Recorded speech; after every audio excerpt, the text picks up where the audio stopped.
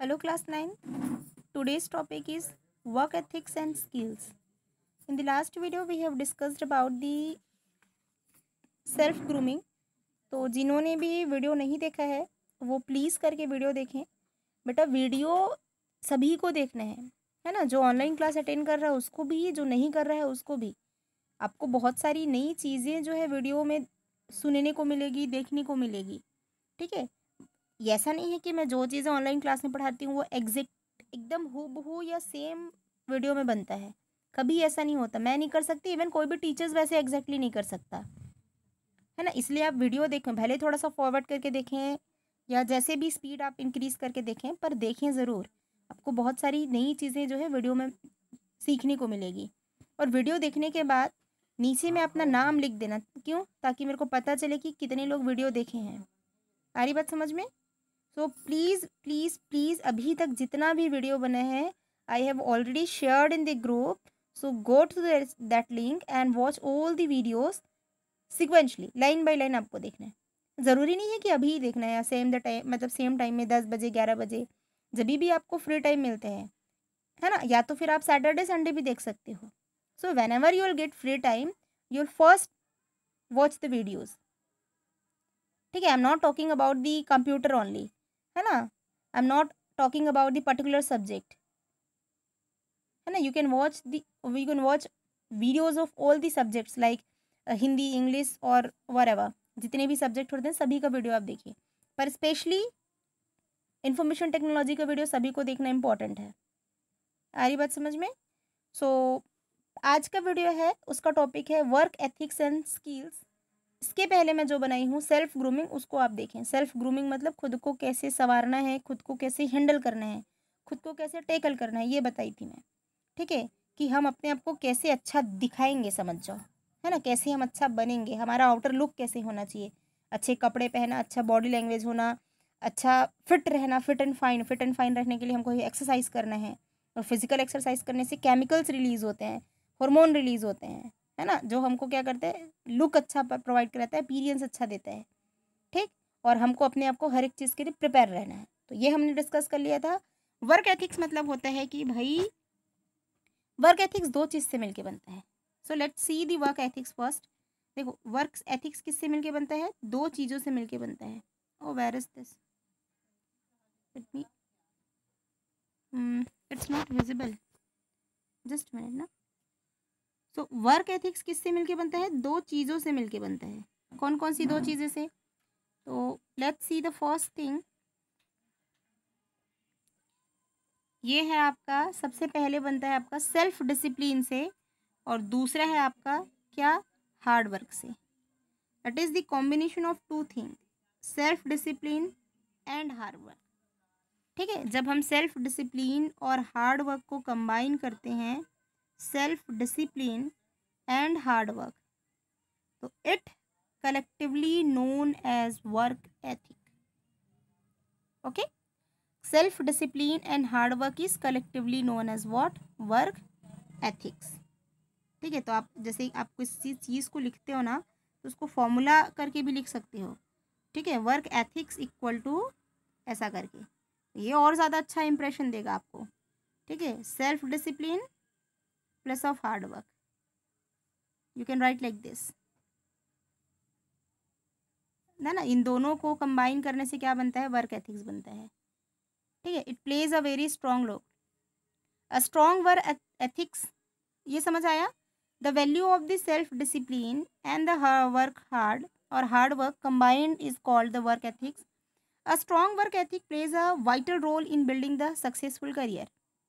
To develop the good work ethic, one need to stay focused on the task for as long as necessary until they are done. बहुत ही अच्छी बात है.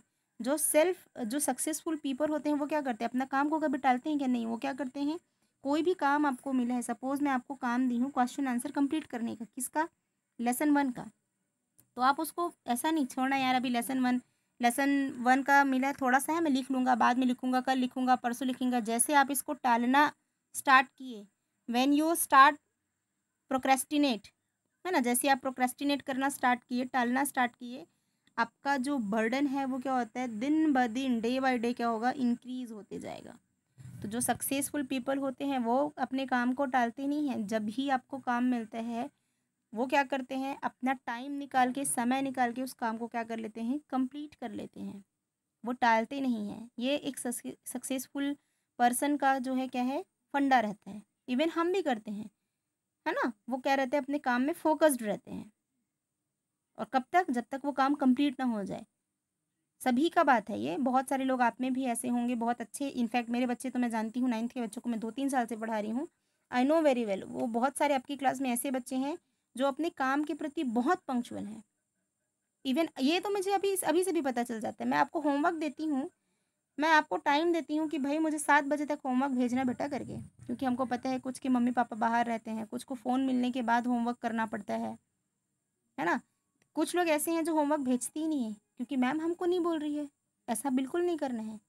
मैं आपको बोलती हूँ कि 7 बजे, 7 बजे नहीं तो 8 बजे तक भेजो, लेकिन भेजो ज़रूर, है ना। You are doing your homework for yourself ना, आप अपने लिए करते हो, वो मेरे लिए नहीं है। आपको ये लगता होगा कि मैम के लिए होमवर्क करना है, नहीं, आप गलत सोचते हो। आप अपना होमवर्क आप अपने लिए करते हो। जो होमवर्क करेगा उसको डेफिनेटली कुछ ना कुछ नया सीखने को मिलेगा ही, चाहे वो देख के ही क्यों ना लिखे, है ना। तो हमारे क्लास में भी ऐसे बच्चे हैं जो मैं होमवर्क देती हूँ उसको तुरंत करके, अगर मैं 10 बजे क्लास ली, 10:30-11 बजे तक क्लास ख़त्म हो गया, तो वो डेफिनेटली क्या करते हैं, 12-1 बजे तक मुझे होमवर्क भेज देते हैं। बहुत सारे बच्चे हैं, मैं यूँ नाम भी गिना सकती हूँ, but I am not going to tell the name of all the students right now, है ना। हैं आपकी क्लास में बहुत सारे बच्चे हैं। तो ये है उनका जो पैशन है, उनको जो काम के प्रति लगन है। आपका काम क्या है, आपको तो काम सिर्फ पढ़ना है ना, आपको तो बाकी दूसरा काम नहीं मिल रहा है। ओके बेटा, तो आप अपने काम के लिए जिस प्रकार से डेडिकेशन दिखाते हैं, जिस प्रकार से आप अपना काम करते हैं, डेफिनेटली मैं आपको लिख के देती हूँ कि आप अपनी लाइफ में बहुत अच्छा टारगेट को क्या करोगे, अचीव करोगे। आप कोई भी फील्ड में जाओ, है ना, चाहे आप टीचिंग फील्ड में जाओ, चाहे आप गवर्नमेंट सेक्टर के फील्ड में जाओ, चाहे आप डॉक्टर बनो, चाहे आप इंजीनियर बनो, जो भी बनो आप, what ever you will become, पर आप अपने काम के लिए डेफिनेटली क्या रहोगे, डेडिकेटेड रहोगे, लगन रहेगा आपको काम के लिए।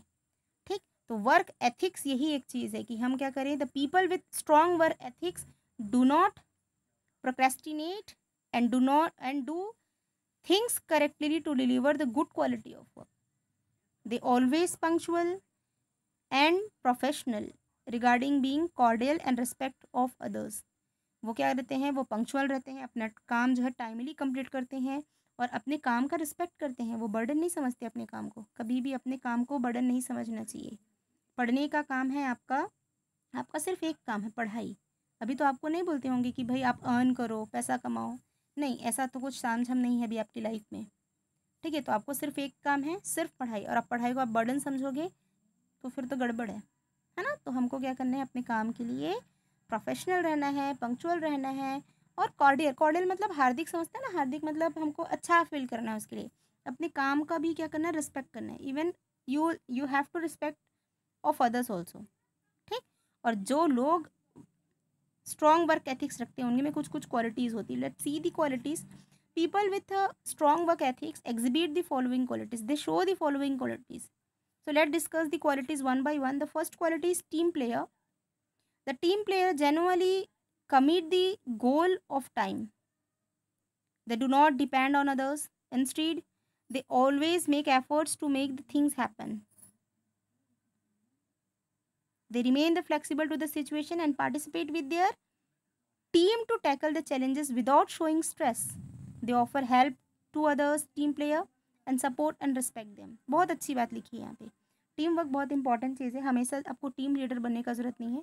टीम लीडर जो है अपना काम कराता है, और जो टीम प्लेयर या टीम मेंबर के कारण ही क्या होता है, उसका काम सक्सेसफुल होता है। तो जो रिस्पॉन्सिबल टीम प्लेयर होते हैं, जो वर्क एथिक्स जो पीपल हैं, या जो हार्ड वर्कर पीपल होते हैं, वो क्या करते हैं, अपने टीम का या अपना जो काम रहता है उसको प्रॉपरली टैकल करते हैं, बिना स्ट्रेस के आराम से सिचुएशन को हैंडल करते हुए अपना काम ख़त्म करते हैं, और अपना काम ख़त्म होने के बाद बाकी मेंबर्स का भी हेल्प करते हैं। कुछ ऐसे लोग भी होते हैं। ठीक है, तो टीम प्लेयर वाली क्वालिटी होनी चाहिए। टेक इनिशिएटिव, इनिशिएटिव मतलब इनिशलाइज करना, स्टार्ट करना, प्रारंभ करना, जिसको हम टिपिकल हिंदी में बोलते हैं। तो take initiation in the work approach, है ना, where one does the things without being so stubborn, है ना, बिना थके या बिना आलस किए क्या करते हैं, हम अपना काम को करते हैं। इनिशिएटिव स्टेप्स हम लेते हैं, है ना, हम लेते हैं मतलब जो जिनको स्ट्रॉन्ग वर्क एथिक रहता है वो लोग, ठीक है, और जितनी भी अपॉर्चुनिटीज़ मिलते हैं उसका एडवांटेज लेते हैं। The people take initiative are highly sought after. Accountability, accountability मतलब क्या लिखा है यहाँ पे, accountability means being responsible for what you do. Okay, आपको जो भी मिला है उसके लिए रिस्पॉन्सिबल रहना, and are being able to give a satisfactory reason for it. And to be accountable to a team, one need to be clear what they need to do, work on that thing and update the team when it is done. For high performance team, accountability is a key ingredient. Accountability मतलब भाई आपको जो भी चीज़ें मिल रही है उसके लिए रिस्पॉन्सिबल रहना है, आपको क्या काम करना है ना, और जैसे and are able to give the satisfactory reason, आपके पास रीज़न भी रहना चाहिए ना भाई, आप रीज़न भी दे, ठीक है, और जो भी चीज़ें हैं उसको आप क्या करो, टाइमली करो, ठीक है, आप अपने टीम प्लेयर को भी अपडेट रखो। Giving due credit, the successful the success of the team is due to combined efforts of the team member. A good team member always give credit to his team members. जो giving due credit मतलब समझ रहे हो, जैसे कुछ काम अच्छा हो गया तो ऐसा नहीं कि हाँ मेरे कारण से हुआ, सिर्फ मैं ही रिस्पॉन्सिबल हूँ, नहीं, जो पर्सन होता है वो क्या करते हैं, अपने जितने भी टीम मेंबर हैं, जितने भी लोग हैं, वो सबको क्या करते हैं, थैंक्स करते हैं और बोलते हैं कि ये सब आप ही लोग के कारण है। तो वो क्या करते हैं, क्रेडिट भी दूसरे लोग को प्रोवाइड कराते हैं, और हमको कराना भी चाहिए, ऐसा नहीं है ना कि सिर्फ एक ही जने किसी भी चीज़ के लिए रिस्पॉन्सिबल होते हैं, ठीक है।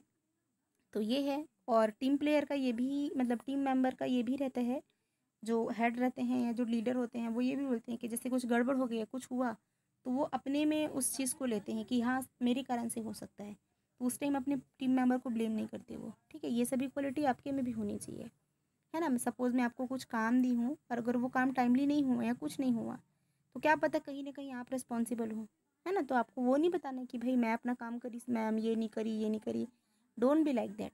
आप उस चीज़ को एक्सेप्ट करो, ऐसा टाइम आएगा जिसमें आपको बताना भी नहीं पड़ेगा और सामने वाले को पता चल जाता है कि हाँ कि किसकी गलती थी, क्या क्या था, है ना। तो ज़रूरी नहीं है कि हम हर चीज़ के लिए आप आंसर दें, कभी कभी समय को भी आंसर देने के लिए छोड़ना चाहिए, ठीक है।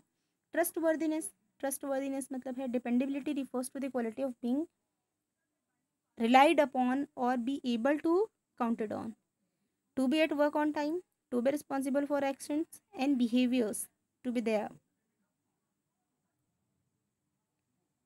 देखो एक मिनट, यहाँ पे क्या लिखे हैं, जैसे कि हमको क्या करना है भाई, डिपेंडेबिलिटी की बात हो रही है।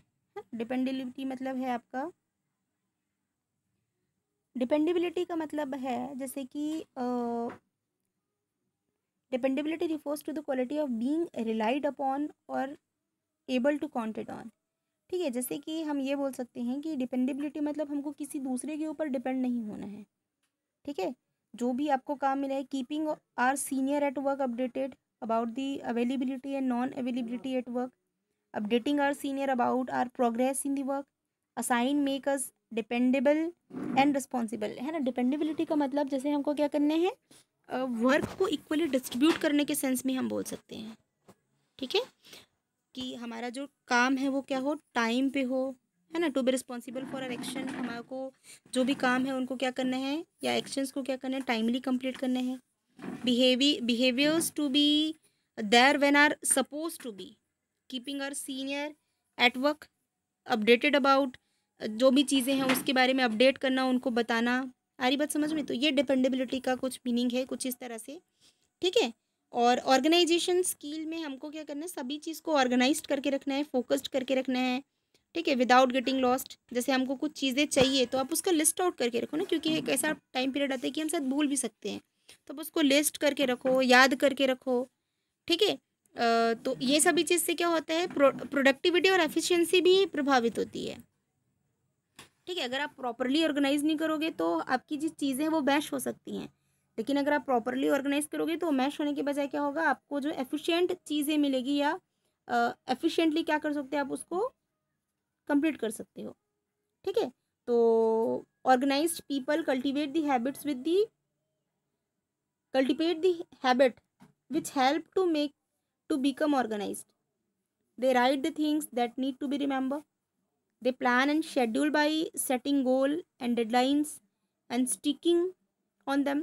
वो क्या करते हैं, गोल सेट करते हैं और बोलते हैं कि 10 दिन में होना है, मतलब होना है, तो ऐसा डेडलाइन सेट करते हैं। They're not overload with responsibilities rather than they plan and delegate. तो वो क्या करते हैं, ऐसे कुछ रिस्पॉन्सिबिलिटीज़ को किसी एक के ऊपर थोपते भी नहीं है, सबको इक्वली डिस्ट्रीब्यूट करते हैं, सभी को अपना काम देते हैं। ठीक है, क्लीन वर्क इन्वायरमेंट है। क्लीन वर्क इन्वायरमेंट भी आपके लिए बहुत ही मैटर करता है कि आप कौन सी जगह पे काम करते हो। तो organising the work space help us to reduce the pain of having search for items that should be readily available.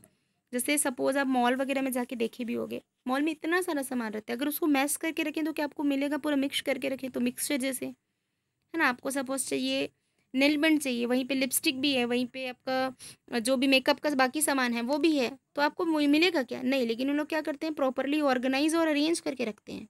Lipstick का अलग कॉर्नर होगा, है ना, ये सामान का अलग कॉर्नर होगा, आपके शूज़ अलग जगह होंगे, सैंडल्स अलग जगह होंगे, स्लीपर्स जो फुटवेयर हैं वो अलग होंगे, तो प्रॉपर अरेंज करके रखते हैं, है ना। जेंट्स वेयर अलग रखेंगे, शर्ट का सेक्शन अलग रहेगा, टी शर्ट का सेक्शन अलग रहेगा।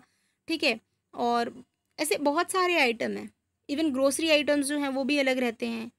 ठीक है, आपका जो स्नैक्स वगैरह है, चिप्स बिस्किट कुरकुरे या व्हाटएवर, तो वो सभी चीज़ें कहती प्रॉपरली अरेंज रहती है। और जो वर्क स्पेस है जहाँ पे हम काम कर रहे हैं उसको भी नीट और क्लीन रखते हैं, ताकि जो हमको इनर जो फीलिंग है या हमको जो अच्छा क्या हो ना, हमको अच्छा फील आना चाहिए, है ना। हम लोग जैसे मैं क्लास में आके भी बोलती हूँ कि जैसे अभी कुछ आपका जो क्लास है वो क्या होना चाहिए, नीट एंड क्लीन होना चाहिए, क्योंकि हम भाई जहाँ पढ़ रहे हैं, जहाँ बैठे हैं, वो जगह सही होगा, वो एनवायरनमेंट सही होगा, तभी तो हम पढ़ पाएंगे ना।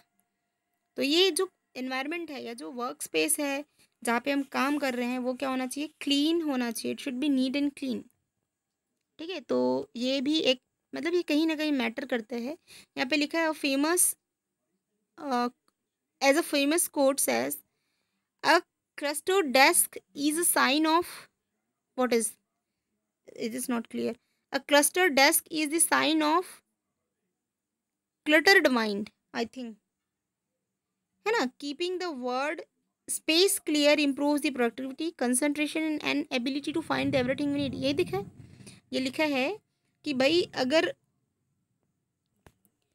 तो जैसे कि हम अगर अपने वर्क स्पेस को अच्छा रखें, अच्छा इम्प्रूव करके, मतलब प्रॉपरली क्लीन एंड क्लीन रखें, तो हमारी प्रोडक्टिविटी अच्छी होगी, कंसंट्रेशन पावर अच्छा होगा, है ना, और हमको हर एक चीज़ फाइंड करने में ईजी होगा। और ये जो क्लस्टर डेस्क है या क्लटर डेस्क बोलूँ वट, तो ये क्या है, क्लटर मतलब आई थिंक इट्स मैशी चीज़ें बोलना चाहिए, या जो मैश करके बोल सकते हैं, या डिस्टर्ब जो चीज़ें होती है ना, जैसे हम हौच पौच एक के ऊपर एक सभी चीज़ें रहती हैं, तो वो क्लस्टर या एक क्लटर जो अगर इसके फॉर्म में, हिप के फॉर्म में है या अव्यवस्थित है, टिपिकल अगर हिंदी में बोलें तो अव्यवस्थित चीज़ें, वो क्या है, एक अव्यवस्थित दिमाग का, या हम बोल सकते हैं कि क्लटर माइंड का ही क्या है, ये साइन है। ठीक है, जो इंसान अपनी चीज़ों को संभाल के नहीं रख सकता, जो इंसान अपना जो वर्क स्पेस है उसको संभाल के नहीं रख सकता, अपने वर्क स्पेस को प्रॉपर टैकल नहीं कर सकता, वो सिचुएशन को या वो काम को क्या टैकल करेगा, ऐसा कुछ मेंटालिटी है। तो ये बहुत ही फेमस जो कोट है, ये आपको याद रखना है कि clutter desk is a sign of cluttered mind, है ना। जो अवस्थित चीज़ें हैं, जो मैशी चीज़ें हैं, अगर किसी का डेस्क मैश है तो आप समझ जाओ कि वो दिमाग कैसा होगा, है ना। इसलिए हमको जो स्टडी टेबल है जिसमें आप काम करते हो उसको क्या करना चाहिए, प्रॉपर अरेंज करके रखो, लेफ्ट साइड में इधर लेफ्ट साइड और इधर राइट साइड, जैसे आपको अरेंज करना है ना। पर पूरे टेबल को आप ऐसा बिखेर के रखे हो तो ऑब्वियसली फिर क्या होगा, आपके बारे में गलत प्रेडिक्ट करेंगे ना। तो ये कुछ ऐसा ही सेंस में बता रहे हैं। ठीक है, तो it's a work ethics. I hope कि आपको समझ आया हो कि हमको वर्क एथिक्स में किन किन बातों का ध्यान रखना चाहिए। वर्क एथिक्स मतलब अपने काम के प्रति आपको अपने काम को अच्छे से करना है ना, सेल्फ डिसिप्लिन होके हार्ड वर्क दोनों को मिला के क्या करना है, हमको काम करना है। ठीक है, अच्छा टीम प्लेयर बनना है, इनिशिएटिव लेना है, अकाउंटेबिलिटी को भी ध्यान रखना है, क्रेडिट सभी को देना रहता है ना, ट्रस्ट वर्तीनेस है। ठीक है, कि आप भाई अगर आप अच्छे से काम करोगे, आप अच्छा चीज़ें करोगे तो आप पे सब कोई क्या करेंगे, बिलीव करेंगे, है ना, डिपेंडेबिलिटी और organisation skill, clean work environment, ये सभी चीज़ें क्या करती है, वर्क एथिक्स को इम्पैक्ट डालती है वर्क एथिक्स पे। ओके, ठीक है क्लास, कुछ भी डाउट हो तो आप मुझे बेटा नेक्स्ट क्लास में ज़रूर पूछना। Okay, bye.